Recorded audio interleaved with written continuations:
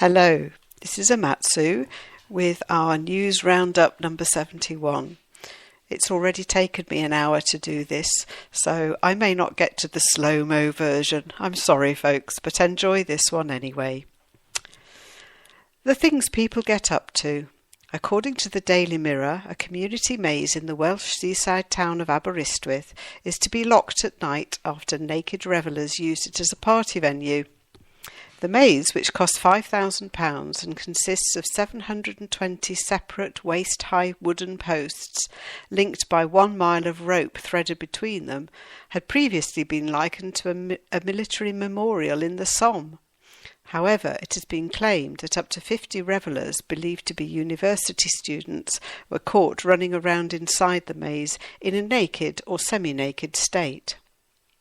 Town Councillor Charedig Davis said the Town Council received a letter from a resident who lives in the proximity of the labyrinth and who was not happy it was not locked at night.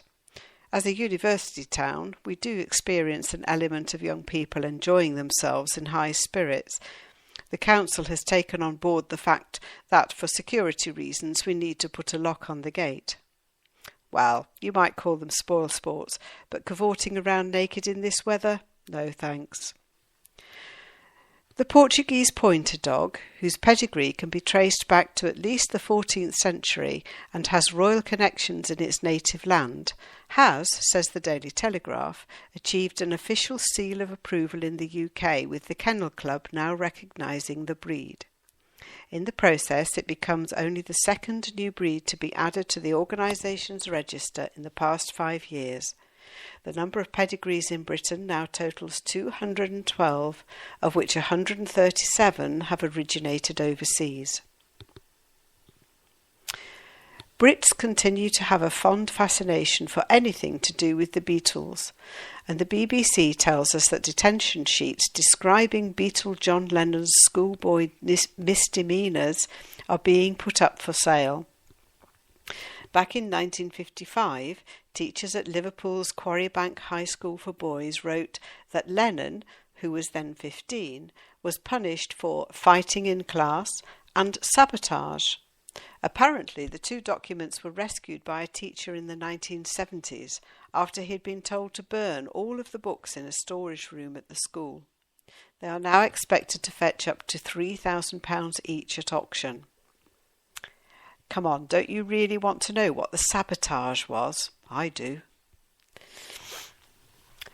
Spider alert in the Daily Express. It would seem that the number of people put in hospital by poisonous spiders has risen by 25% in the past year. Recently, a London family fled their home after finding Brazilian wandering spiders, the most deadly in the world, in a bunch of bananas bought in a supermarket. The false widow and its relatives are also being found in the UK in increasing numbers, which means they are coming into closer contact with humans, leading to a marked rise in the number of people needing emergency treatment and surgery after being bitten. I wasn't scared of spiders until now. Whoops, sorry. A clam, discovered on a trip dredging the seabeds in Iceland, was hailed as the world's oldest creature at 507 years old.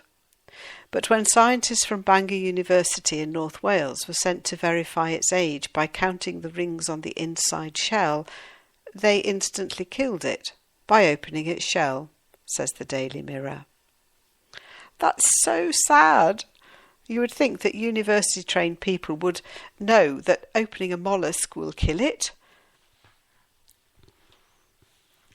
Anglers are renowned for exaggerating the size of their catch, but fisherman Alan Prangnell from Ringwood in the New Forest told the Southern Daily Echo that he reeled in a crocodile while fishing in a quiet lake. 64-year-old Alan, a support worker for the National Health Service, said, "This thing grabbed the roach I was reeling in. When it emerged, I saw it was a crocodile about 2 feet long. It was underneath where I was sitting on my box on the water and just lay by the side of my feet for about 8 seconds. Then it shot back into the lake." Fishing club officials and Allen have refused to disclose the exact location of the Hampshire lake for fear of large groups descending. They obviously want to have all the glory for themselves. That's it for now. I hope to hear from you very soon. I hope you enjoyed it. Take care. Bye bye.